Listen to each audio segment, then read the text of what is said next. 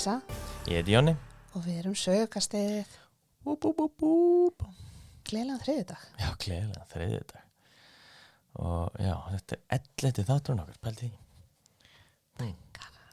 Það er galið. Ég veit kannski smá kjánlegt að hlusta á okkur þegar við erum bara oh my god yfir hverjum einasta þætti. Ég held að við verðum að fara að stoppa þetta. Við trúum ekki að við erum búin að fá svona mikla hlustun Já, svona til að byrja með. þetta er alveg smá súrealist. Já, við erum rosa glöð með að allir að hlusta og bara takk fyrir hlýja móttökur. Ég er bara takk svo innilega. Þetta er bara búið að gegja sko, en já, þetta er bara, þess vegna erum við alltaf bara, wow, hvað er í gangi? Þannig að já, það er svona það, frekar. Já, en við byrjum þetta alltaf eins og við gerum, annarlega, þá það er með 2 spurningar fyrir þig. 2 í dag? Já, þetta er hans öðruvísi. Já. Þetta er ekki svona, hvað maður segja, þetta er ekki svona, hver ert þú sem manneskja? En þetta er Eins gott. Afsaki, þú komst með svæsna hvort myndir frekar. Já, en ég var ekki að Dale Carnegie að þig. Ok, fine. Allavegana, Já. ég er með 2 svona frekar obskjúr sögulegar spurningar og Ok. þær koma úr QI, þannig þetta er ég svona veit það. En ekki hvað. ja, mæli með eða ég horfi ekki á QI do it now. Flest allar þættin er inn á YouTube sko, þannig að go for it. Mæli með allavegana ekki horfa svona á mig. Víst, ég má bara horfa á það eins og ég vil horfa. Nei, það er ekki Komdu bara með þetta. fine. Já. Ok. Af hverju gat Henrik VIII ekki gifst Lord Pembroke? Af því hann bara vildi ekki giftast honum. Það er ekki rétt. Víst. Veistu hver Lord Pembroke var? Já, ég kannast allavega mjög mikið í nafnið. En ég veit það að Henry VIII var ekki samkynhneigður. Nei, Þannig af hverju ætti hann að giftast honum. já. Gat Henry VIII gifst honum? Hann í rauninni tækla sig hefði getað það af því að hann er the head of the Church of England. Þannig að tækla séð, Já. já, en bara hann hefði aldrei gert það. Málið er hann gerði það. Nei, Jú. nei. Lord Pembroke var dulnefni fyrir Anne Boleyn. Þegar þau voru að byrja að hittast þá hittust þau og hún var undir dulnefni Lord Pembroke. En hann þurfti ekki afsökun þannig til þess að hitta hana af því að hún var í the court. Hún var ein af aðstoðarkonum Katrín af Aragon. Ég veit, en samt það var þetta dulnefni á henni, Lord Pembroke. Ok. Ok, þetta fór í taugana. Þetta fór í taugana á mér. Já, þetta fór virkilega í taugana á mér. Alltaf gaman að fara smá taugana þar. Nei, ég held að þetta var ekki dagurinn til þess að fara, hvað ég segja, en meiri taugana á mér. Já. Spurning nummer 2. Er hún að fara að vera jafnpegandi? Ekki beint, nei. Ekki beint og frábært svar. Ég hvað ég spennt. Er það ekki? Jú. Það er skínaður. Af hverju var Hitler með svona kjánalegt skegg? Hann gat ekki fengið meira skegg. Það er ekki rétt. Það eru til myndir á henni með alveg mjög fluffy yfirskegg sko. Já, ég veit það, en þetta bara ég veit það ekki. Hvað þannig að hann væri ekki alltaf, hann væri bara með fastan Magnús í staðin fyrir að vera. Fastan Magnús? Veistu ekki hvað er að vera með Magnús? Nei, hvað ertu að tala um? Að vera með Magnús? Já, ef hérna tekur þessu neftóbak í nefið Já. og það kemur svona brúnt, þá er að vera með Magnús. Er það? Já. Ég vissi það ekki. Ha? Nei, ég aldrei staður. Já, þannig að hann ákvað bara verið svo að vera alltaf með Magnús í staðin fyrir að þrífa sér nefið. Nei. Nei, ok. Máttu reyna? Já, þetta er ekki gísk sem bjóstu, ég skal alveg segja það. En sem sagt, margir segja náttúrulega því hann var svo mikill aðdáandi af Charlie Chaplin Já. og sem sagt Oliver Hardy, hann sem sagt annar af Guð og Gokki fyrir eldri kynsluna.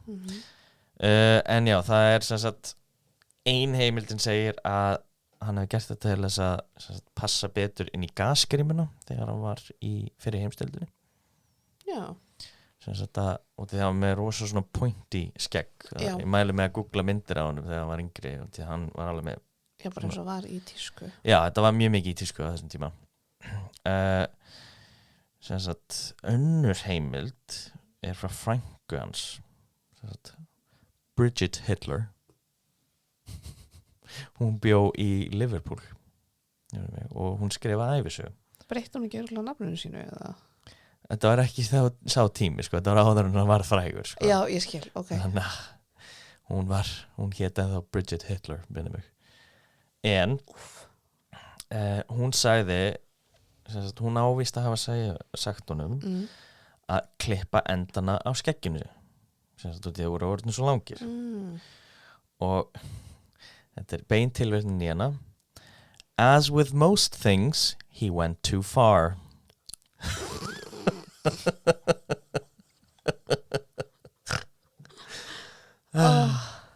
En menn þetta getur líka alveg að hafa verið eitthvað svona ég vil vera einkennandi.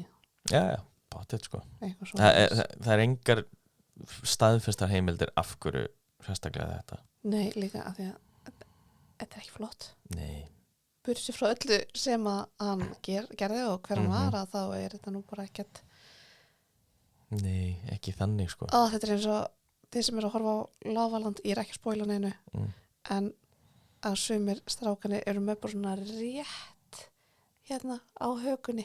Nei, ói. Svona þunna línu á hökunni. Og ég fæ bara svona að horfa á það. Það er viðbjöður. Sorry ef þeir eru með þetta og eitthvað fyrst á hlatum. Ég er ekki sorry. Því að skammist ykkur. Þetta er ræðilegt. Já. Já, ég var að byrja þetta. Það ekki? Jú. Þú ert með mál í dag. Ég er með mál í dag. Eli.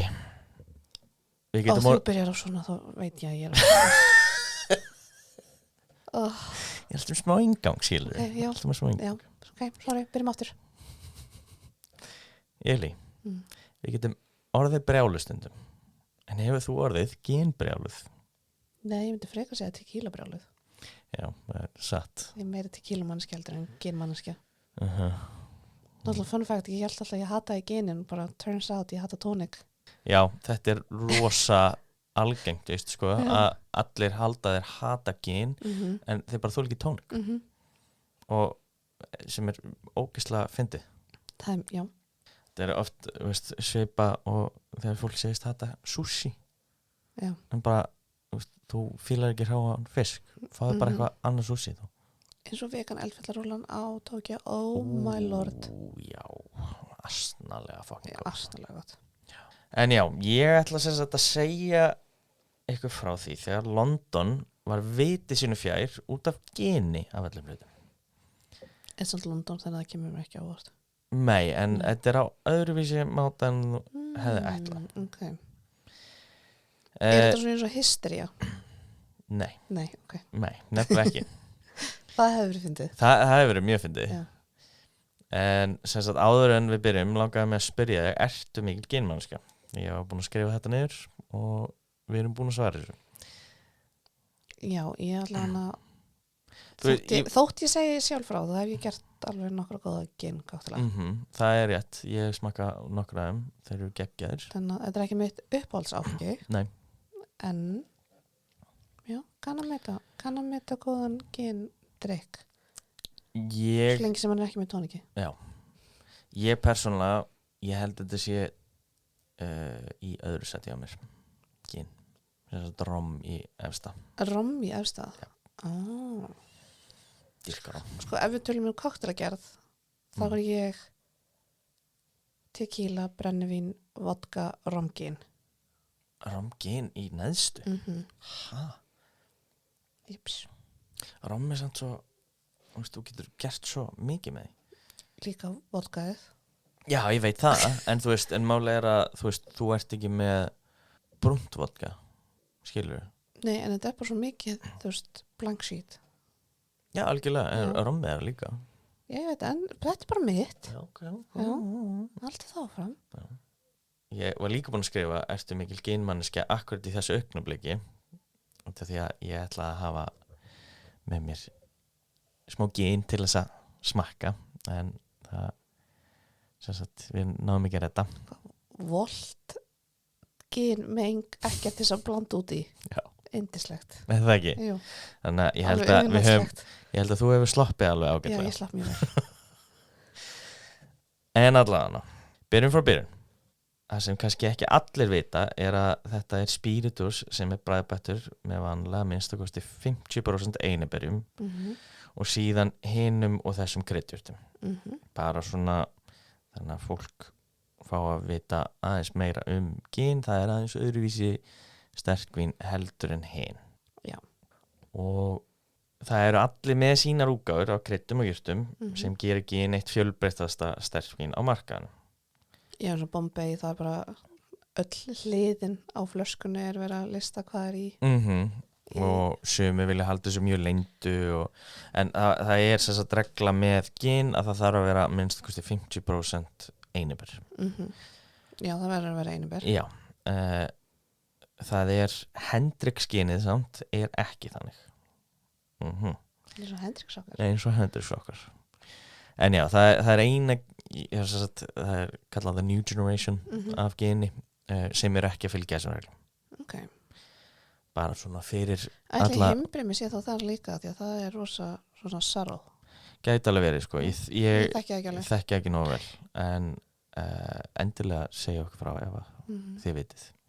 En já, einiberin er mjög einstök. Já, juniper berries. Juniper berries, akkurat. Og kemur frá latínunni juniperis, sem í einhverjum þýðingum er bara yngingar eða ungt.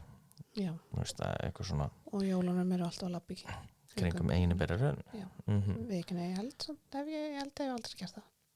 Ekki alvöru einiberarun? Nei. Ég held að það sé ekki til á Íslandi. Nei. Einiberarun. Ég geti verið að tala alveg út af raskatum. Já, alveg pottet, sko. En þetta er eitthvað skona greni en sem gerir ber. Já. Og þau hafa verið notuð. Það er alveg svo mikið af fólki að ránkóla í sögunum núna. Ég veit. En já. Afsækið það. Við bara höldum áfram. Já.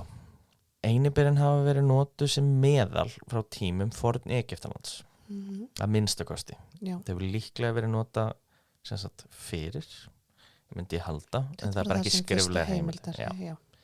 Þeir suðu það með öðrum jurtum sem meðal við hausverk. Aristoteles talaði það sem gott fyrir heilsuna og Pliny hinn eldri talaði þau sem verkjastillandi og þegar þau voru þurrkuð og blönduð við vín meðal gegn dropsy sem er hægt að þýða sem bjúgur. Nei, þetta samt getur líka verið hana ég elskar að nota Downton sem heimild en þú veist, manstu þá er hann með hana the dropsy of the liver or the dropsy of the heart. Já, það er bara bjúgur. Já, og svo hann að sitja í nálina og draga vökvann úr hjartan á honum. Já, ég nefnilega fekk það frá læknavinu mínum, Þorbergur Alli Þórsson. Já, loksins þetta nafngreinan. Já, ég vissi ekki sko fyrst hvort ég mætti nafngreina, hann er búin að gefa mig leyfi og þetta er mikill læknasnillingur. Hefur læknað mann og annan andlega og líkamlega, býst ég. Ég er að gera mikið úr, segir það ekki? Já, bara suss. Allavega þetta er sama og ég talaði við með Benjamin Franklin. Hann segir að þetta er bjúgur sem er vökvamyndun. Já. Og þess vegna var verið að draga út vökva. Og þetta er eitthvað sem hann sagði mér að þegar það er verið að taka þess að draga úr bjú þá tala læknar að það sé verið að vinda fólk. Ói. Þau eru ekki bókstaflega að vinda Nei, en samt. já. Ói. Það mjög fyndið. Anywho, þau voru notuð til að sótthreinsa götur á tímum kóluru og pláunar. Sem sagt stráð eða marin eða eitthvað sem sagt ón í götur. Og á miðöldum var þeim blanda við sætvín og nokkrum jurtum sem getnaðarvarnarlyf og til að koma af stað fóstureyðingu. Vá hvað það er áhugavert. Þau hafa sótthreinandi eiginleika og þú getur notað þau til að sótthreinsa sár og eitthvað og getur notað þetta sem sagt víst mjög gott að setja þetta á bólur og svona. Það er eitthvað sem ég sá. Ég er ekki búin að selja ekki dýrinni geta en ég myndi ekki mæla með þessu sem getnaðarvörn. Nei. Ég ætla að setja betri leiðir. Já, ef það er eitthvað sem þið taki úr þessum þætti, ekki nota það sem getnaðarvörn. Það er ekki oft sem maður getur sett nafn við uppfinningu á áfengi, en Franciscus Silvius de la Bouve, læknir, fann upp gin 1658. Má ekki sko? Óvart. Nei. Eða svona ekki hann var að óvart. búa til spýra. Hann var að búa til meðal. Já. Hann bjó til snaps með einiberja olíu og notaði þetta sem meðal. Sem sagt og bara fyrir allskynslutum. En oft sem verkastendlandi. Vinur okkar Samuel Pepys úr brunanum mikla. Hann fekk sér svona meðal sem verkastendlandi við verkjum á nýrnasteinum. Þetta er saga sem margir segja sem upprunan á gini en hún er bara ekki rétt. Ég nefnilega að voru að minnst okkur sér 2 til 3 heimildir sem sögðu að hann á upprunan á gini og þetta er mjög vinsælt en þetta er bara haugalígi í rauninni. Þetta er ekki lígi þannig séð, þetta hefur orðið kannski pínu vinsælt út frá honum sem sagt í Englandi en þetta er búið að vera sem drykkur alveg heilengi allavega. Það er hægt að rekja einibera líkjör til ítalskra klaustra á 11. öld. En er það bara einibera líkjör eða er það gin? Er ekki gin. Nei. Ginið er nefnilega aðeins nýri uppfinning í rauninni og þessi munkar nota þetta sem meðal alveg eins og Jagermeister og Fernet Branca hefur notað sem meðal og hefur bara drikku núna. En ég veit ekki, það er engar heimildir hvernig þessi líkjör var hjá ítalsku munkunum þannig að ekki alveg nóg, það er ekki alveg hægt að segja að þetta nákvæmlega séð. Nei, ekki með vissu. Nei, en það sem við erum 100% á er að í Der Naturenblöme þetta var, ég reyndi að gera hollenskan hreimana skrifar Jakob von Merland sterkvín sem var bruggað eins og önnur sterkvín en var ekki gott á bragðið. Því bruggtæknin var ekki nógu góð. Þannig að það var bragðbætt með einiberjum. Bókin kom út á 13. öld og var drukkið þennan drykk sem kallaði var Hennefer, einiber á hollensku. Já, þetta er alveg frá þessum tíma til dagsins í dag. Þessi drykkur er ennþá til. Pabbi sagði mér frá Séniveri. Og það var drukkið í ágætu mæliðin á Íslandi áður en Íslendingar byrjuðu að flytja inn fleiri tegundir af áfengi. Ég held að ég hef einu sinni smakkað Sénivers og það er ekkert sérlega gott að mínu vati. Hvað er þetta, bara landi með smá einiberum úti eða? Nei, alls ekki sko. Þetta er ekki svo slæmt. Þetta er bara Þú lést þetta hljóma eins og það er það slæmt. Alls ekki. Þetta er bara ekki myndri ykkur.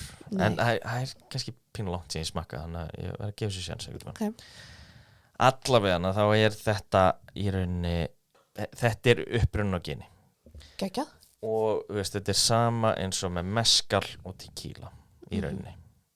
Mezcal er koma undan og er í rauninni sami drykkur bara unnin öðruvísi. Einmitt. já, og þetta allt í rauninni sama dæmi en þetta svona herslumunir, skulum kalla. Okay. En Henver Jennifer upprunna orðinu gin. Já, það var að einhverjum ástæðum þá gátu Bretarnir ekki borið fram Henver. Surprise, surprise. Þannig að þeir kölluðu þetta Geneva. Eins og Genf, borgin í Sviss. Ég hefði frekar haldið að þið myndi fara eins og úr Jennifer yfir í Jennifer.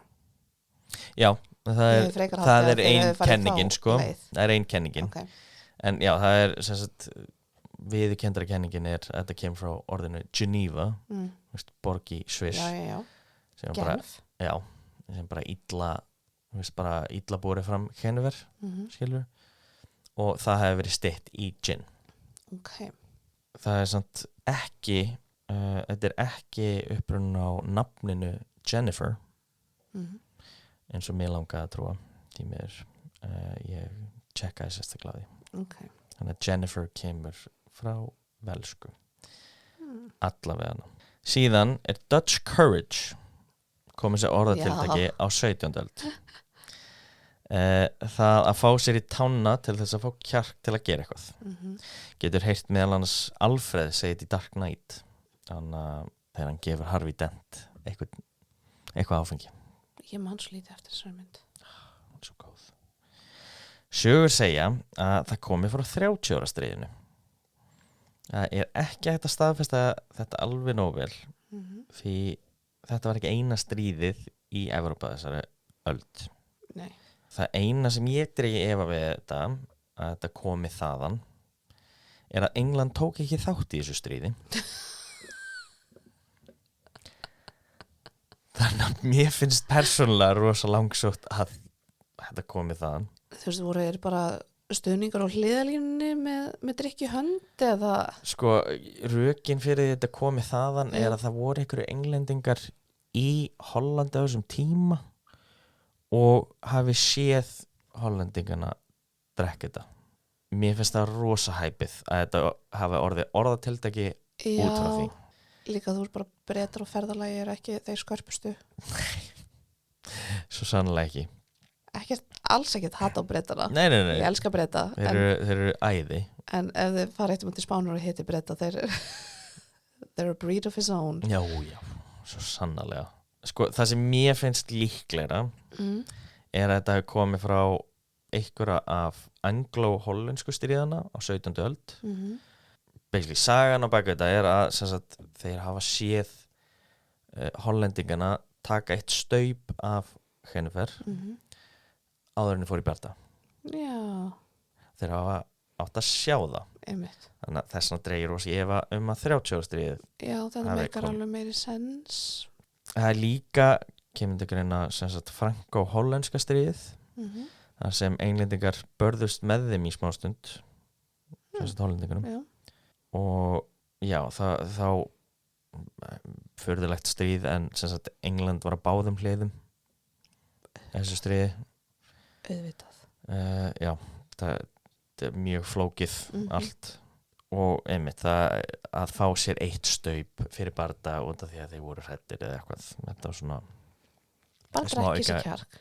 Já, drekki sér kjark. Og já, það er allan einhver af þessum sögum þaðan kemur orðatiltækið. Okay. Dutch courage. Ég vildi bara minnast á það. Já. En áfengisvenjur Breta á þessum tíma voru öðruvísi en við þekkjum þar í dag. Gin var ekkert þekkt á Bretlandseyjum en einu viti fyrir 1688. Það var til Henver. Já, bara ekki vinsælt. Nei, einmitt. Og það var búið að vera hann í 100 ár, cirka. Það drukku nefnilega allir franskt brandi. Vákæpjúst ekki við því. Nei. Þetta er alveg hérna sko. Og náttúrulega bjór, skilur, það var svona aðal. Og vín, svona yfir höfuð. En hann William III, William of Orange, hollendingur, verði kóngur 1688 yfir Englandi og Írlandi og Skotlandi. Og hann tekur með sér frá heimalandinu sínu, Henver. Hann kemur með það í hirðina og þá vilja væntanlega allir smaka. Já, það vilja allir geðast konung. Væntanlega. Já. Brandi var samt alltaf ennþá drukkið. Þetta er búið að drekka þetta svo lengi. En á þessum tíma voru England og Frakkland í deilum, pólitískum og trúarlegum, og ekki á góðu hlikos annars. Þannig að hvað gera Bretarnir? Jú, þeir skattleggja brandið í döðlur og þeir reynda að gera það sem sagt til þess að bara veikja hagkerfi hjá frökkunum. Já, og bara taktist. Já, bara taktist, ég skil þetta alveg. Þannig að Vilhjálmur, hann setur síðan fram frumvarp sem breytir öllu. The Corn Laws. Mægislögin. Mægislögin, já. Þetta gaf sem sagt bruggurum sem brugguðu spíritusa skattniðurgreiðslu. Í einni grein sem ég las, þá segir að þetta hafi orðið að distilling free for all.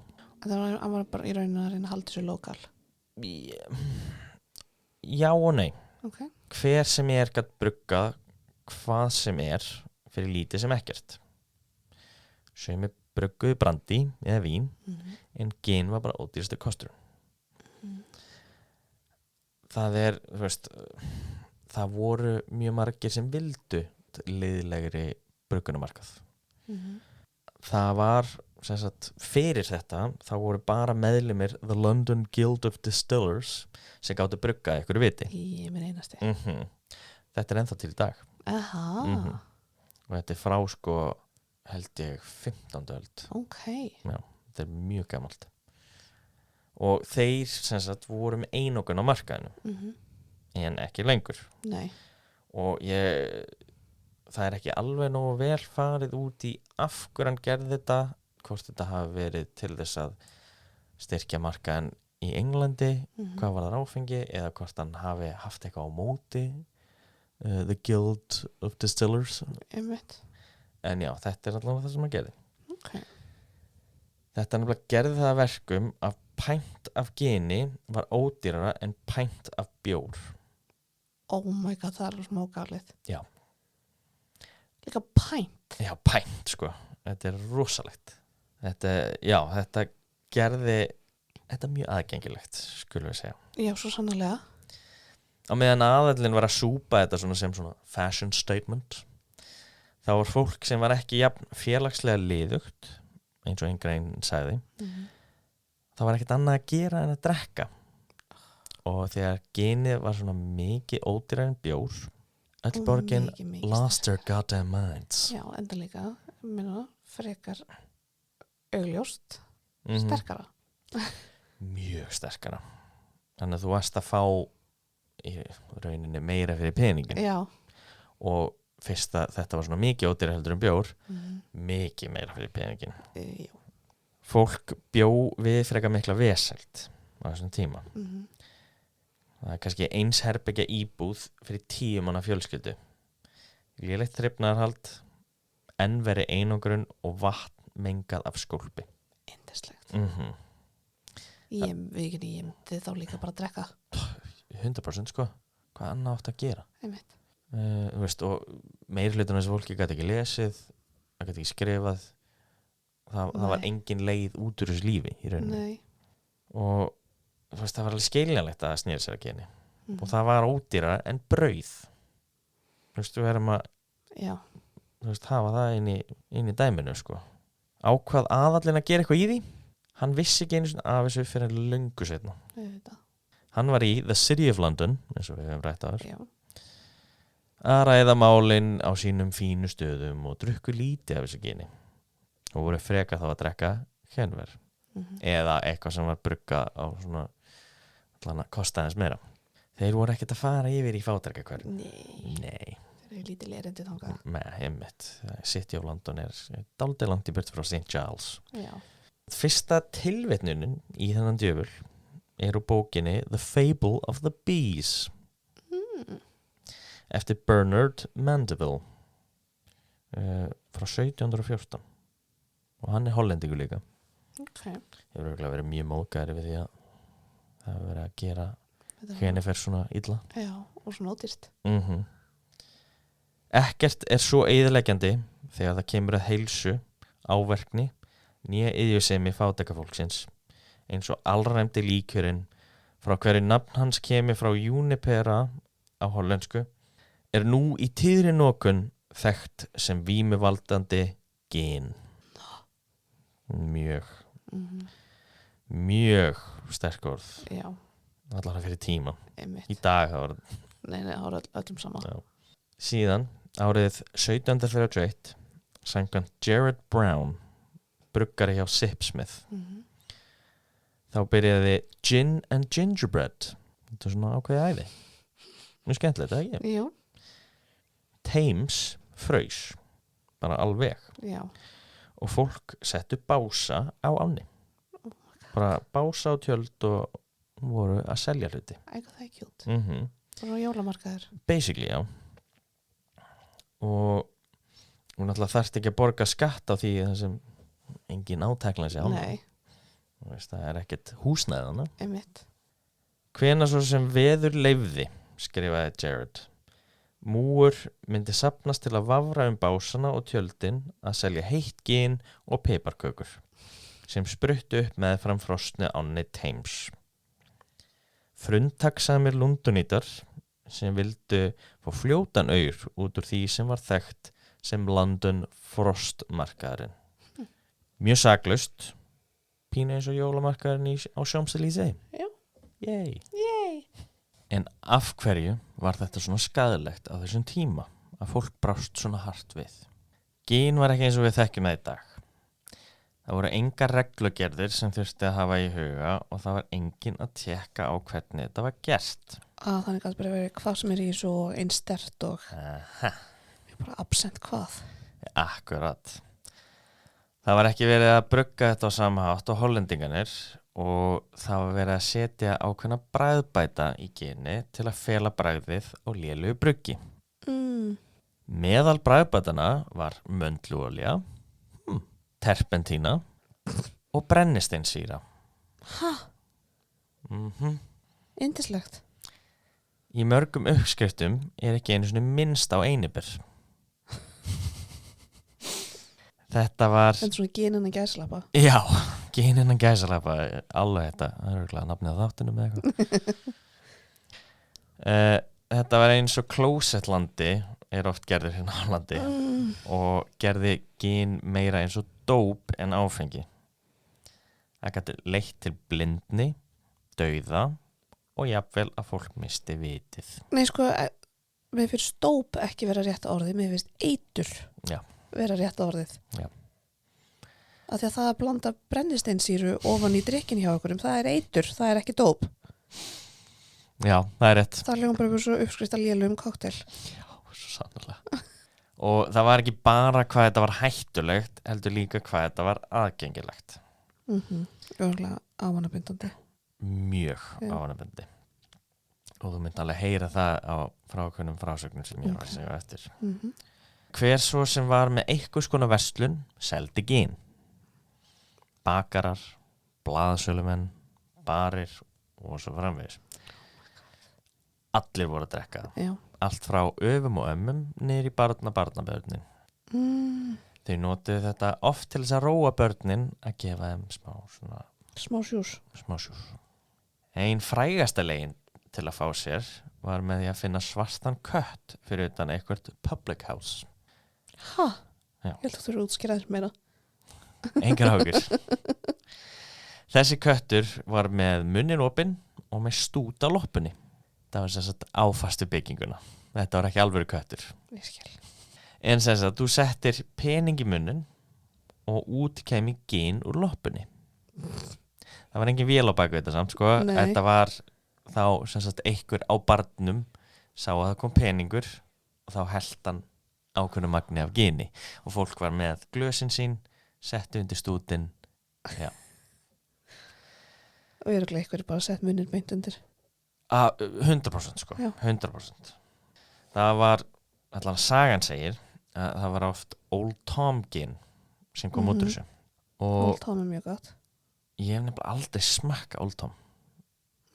Því að þetta er, ok, ég er ekki búin að skrifa neitt að þessu, ég er bara búin að lesa Old Tom mjög mikið, þannig að það er ekki allt factually spurt út í hérna, en sem sagt Old Tom var basically sættgin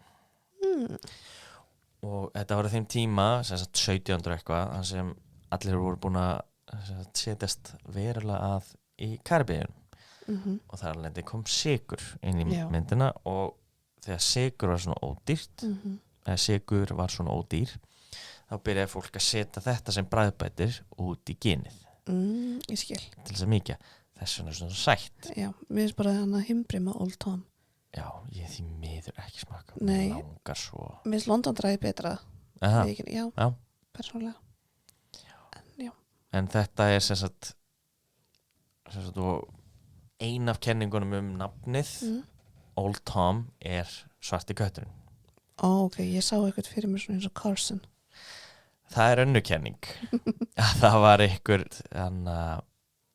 bruggari sem hét Thomas eitthvað og að hans lærisveinn var að gera svona sættgin og kallaði það Old Tom honum til heiðurs ég skil það er í rauninni ekki að sanna neitt að þessu nei. Þannig að þetta er svo erfitt þegar kemur að svona rosa nitti-gritti hluti svo orðatiltæki og hvar hluti fá nöfnin sín einmitt en já, það eru nokkra kenningar í kringum þetta en samt sem áður þá er svarti kötturinn eiginlega alltaf svona merki Old Tom gin okay. þannig að það er mjög líklegt að þetta hafi fengið nafn sitt þaðan allavega en já, það voru nokkur atburðir sem áttu sér stað sem komu nokkrum reglum í gildi varðandi gin og ginframleiðslu já, bara komið tími til, myndi ég segja já, svo sannarlega en hvað gerðist? Var það eitthvað til þess að þessar reglur komu eða bara að stjórnvöld opnu augun loksins eða gerðist eitthvað við einhvern aðalsmann eða eitthvað svoleiðis? Nefnilega ekki okay. En það voru nokkur fræg mál sem þess að dómsmál alltaf þegar það kemur eitthvað svona fyrir dóm að þá sjá allir þetta já. Þetta er ekki bara eitthvað starf afskekt í fátækrahverfi eitt þeirra atburða var hann Joseph Barrett sem var hengdur 1728 fyrir að hafa barið son sinn James til dauða samkvæmt Joseph þá eyddi James öllum sínum dögum út á götu að betla og eyddi nóttunum sínum í drykkju og hann segir orðrétt þangað til að hann var verri en skepna alveg út úr því ég skil Barrett sagði að hann meinti ekkert illt með þessu hann ætlaði bara að tuska næst til þannig að hann segi að hann væri ekki góð á veginum svona gamaldags en þetta fór of langt og James dó í rúminu sínu kvöldið James var 11 ára þegar hann dó oh my god þannig að það var 11 ára strákur sem var að betla fyrir gini einmitt önnur sagan sem er aðeins frægari er frá 1734 þegar hún Judith Dafour fór með 2 ára dóttur sína Mary í vinnuhúsið þar sem hún vann sem sagt Mary og vinnuhús þetta er bara beinþýtt úr workhouse sem var svona fátækara athvarf í rauninni þannig að fátæki gátu unni fyrir smá pening já og það var mjög vinsælt þannig á þessum tíma á meginlandi Evrópu já og Dickens var mjög mikið á móti þessu og er einmitt vitnað til þeirra í A Christmas Carol til dæmis Mary var ekki í neinum fötum og fekk föt í vinnuhúsinu þannig að hún bara mætti með 2 ára dóttur svona nakta og bara Mary, núna ferð þú að vinna og hún fekk föt sem sagt já, daginn eftir mætti Judith aftur þunn eftir gerðnóttina og næri dóttur sína sem var nú full klædd þær fara ásamt vinkonu Judith á eitthvað afskekktan stað og byrja að afklæða barnið sumir segja að hún hafi vafið einhverju utan hálsinn á henni til þess að láta hana hætta að gráta þær myrðana henda líkinu í eitthvað síki og fara síðan að selja fötin hennar til að kaupa meira gin oh my god Þetta breyttist út alla Londonir eins og eldur í sinu skil það. og var dómsmálið mjög frægt. Stuttu seinna kemur fyrsta reglugerðin gin, The Gin Act of 1736, sem það 2 árum seinna, Já, sem gerði brugg á gini ótrúlega kostnaðarsamt. Þannig að þú þurftir að borga, þú veitur að hafa fyrir þessu. já, þú þurftir að borga 50 pund á þessum tíma, sem rosalega mikið, 10.000 pund í dag, Já, á ári til þess að mega að brugga gin. einmitt. Bara leyfi. Já. En þessi reglugerð var síðan tekin að miklu leyti tilbaka 1743 og þetta byrjaði allt aftur. Og það var náttúrulega auðvitað margir að brugga og selja gin ólöglega. Já, auðvitað. Það sem gerði útslagið var ekki atburður, heldur teiknimyndir. Já. William Hogarth teiknaði 2 myndir 1751. Það heita Beer Street og Gin Lane. Á Beer Street eru allir í fínu standi að vinna vinnuna sína, einn að mála mynd, sem að drekka bjór og hafa það næs. Ekkert hræðilegt. Nei. Á Gin Lane hins vegar, þar allt í niðurníðslu. Mamma sér ekki að barni sitt að detta ofan í síki. Rakari hengir sig því enginn að koma til hans lengur, eigandi pening frekar í gin, og maður að naga bein á samt hundi. Undir myndinni skrifað ljóð. Ég ætla að lesa fyrstu 4 línurnar, en það fáið svona betri mynd á hversu hörmulegt þetta var í raun og veru. Já. Gin, cursed fiend with fury fraught, makes human race a prey. It enters by a deadly draught and steals your life away. Þetta fyrstu 4 línur, ég held þessu 12-16 línur. Og þetta allt svona. Mjög sorglegt. Já. Endilega googliða myndina, hún mögnuð og að vissu leyti svona frekar komísk. En já, ég ætlaði að segja þannig að því svona meiri skopmynd heldur en teiknimynd. Jú, en það nefnilega rosa, hvað maður segja, það rosa verið að skjóta á hvernig þetta Já. Eins og ég segi, mæli með að kíkja á þessa mynd, hún mjög áhrifamikil. Já. Þó þetta sé svona í rauninni skopmynd, þá hún... Ekki bara best að googla Gin Lane? Jú, Gin Lane. Já. Þessi teiknimynd var svo fræg og umtöluð að The Gin Act of 1751 var sett og þá loksins náðu Lundúnítar taki á þessum skaðvald. Það var ekki það að mamma drap dóttur sína fyrir föt eða að faðir lamdi son sinn til þess að reyna að lækna. Nei, það var skopmynd. Skopmynd, já. En á þessum tíma þá stóð fólksfjöldi í stað og þegar það hefur verið að tala fólksfjölda þróanir þá það ekki gott en ekki jafn slæmt og að þetta að fara í hináttina. Já, líka á þessum tíma. Það fólksfjölgun út allt en ekki London. Nei. En hún stendur í stað en það einungis vegna þess hversu margir voru að flytja í borgina. Það voru nefnilega fleiri sem voru að deyja en að fæðast. Já. Út af geni. Og börn höfðu undir 80% líkur til þess að lifa til 2 ára aldurs. Já, ekki bara nú þegar? Nei, út af þessu. Út af þessu, já, ok. Að þegar lífslíkur barna voru ekki háar. Nei. Bara almennt. Nei, en þetta lækkaði verulega út af þessu. Út af því að mitt foreldrar voru ekki að sinna börnum. Nei. Börn voru að drekka gin. Já, en svo alltaf líka margar meðgöngur sem að já, 100% sko. náðu ekki. Já, en þessi verulega aukning það hægt að gera beinan tengilegan á mig. Já. Náttúrulega ekki bara dauði og vitstól, það líka glæpur mun meira vera að brjótast inn, mun meira vera að stela. Einmitt, en það er líka bara mikil fátækt í ofanulagi. Akkurat. Já, þetta algjör hörmung og mjög leiðilegu kafli í sögu London. Já. En mjög áhugaverður samt sem aður. 100%. Og einmitt margir þeir sem voru mjög mikið fyrir leiðilegri bruggun voru ekki lengi að skipta skoðunum leiðar heyrðu allar frásögnar. Einmitt. Einn af þeim var Daniel Defoe, sá sem skrifaði Robinson Crusoe. Er hann skildur William Defoe? Ekki þetta sanna. Ég hef ekki hugmynd. Nei, ok.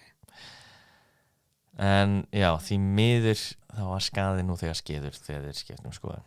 Já, og líka alveg bara margir sem að einmitt, væri alveg sama og hugsa bara gróðan. En það er nefnilega málið sko, þeir sem voru í London Guild of Distillers að þeir mistu ógeðslega mikinn pening út af þessu sko. Og þeir voru svona þeir voru ekki aðlinum sem sagt, þeir sem voru að brugga áfengi en þeir voru samt í millistéttinni skilur þannig að þeir mistu rosa mikið út af þessu sko. Þannig að þetta er rosa mikið spurningum af hverju allt þetta gerist en já, þetta lítið meira hægt að segja en já, ég vona að ég hafi ekki tekið listin ykkur á gini. Það er mjög góð drykkur. Nei, að ég svo kemur þá Basil Gimlet á borðið og allir gleymur sér. Bara glemdi ég sko. Já, og þetta er kannski aðeins þekktara meðan hvað samt að komu sér inn. En upprunnin á Gin og Tonic, þekkir það? Nei. Það var nefnilega á 19. öld og þetta er eftir að reglugerðarnar allar komnir í gegn og gin basically gini sem við þekkjum í dag. Já. Og þetta var mjög vinsæll drykkur í hernum og þegar Bretar voru í Afríku þá var mikil malaría og besta meðal í rauninu fyrir malaríu var kínin. Já. Og kínin var sett í þau þurftu að drekka þetta og þá var oft sett gin og tónik til þess að svona milda bragðið. Já. Og það og sumir voru að setja læmúni til þess að svona að þetta endast aðeins lengur. Einmitt. En já, gin og tónik er malaríudrykkur. Pældi því. Og einmitt. Það lætur mig ekki að hafa betra álít árum. Segðu. En einmitt gimletin er líka svona hernaðar eða sjóher drykkur. Hann kemur út af því að það var sett læmúni gin. Klassíski gimletin, ekki Basil. Sko þetta er nefnilega, ég man eftir að hafa lært þetta í ABS. Já, ABS, European Bartender School að gimlet sem við þekkjum í dag þessi klassíski það er ekki upprunalega gimletin. Nei. Það gimlet er í rauninni bara mixtúra af læm og gini og þetta var í rauninni til þess að ginið myndi endast miklu lengur. Já. Og já, þannig að gimlet eins og við þekkjum hann í dag með þá bara gin, læm og sírup hann kemur ekki fram fyrir seinna sko. Okay. Mér finnst allt svona mjög áhugavert. Já, mér finnst það líka. Já. En já, þetta er sagan af The Gin Craze. Ég minn einasti.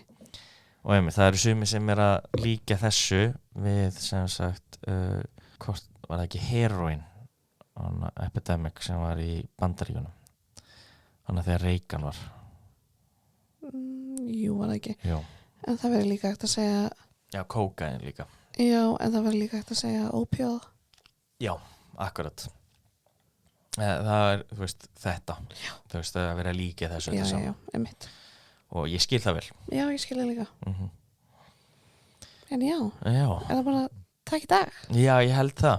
Og sjáumst þetta viku. algjörlega. Já, og ef þið hafið einhverjar ábendingar, endilega senda okkur á Instagram, sögukastið og á Gmail eða vilji, sögukastið@gmail.com. Gmail.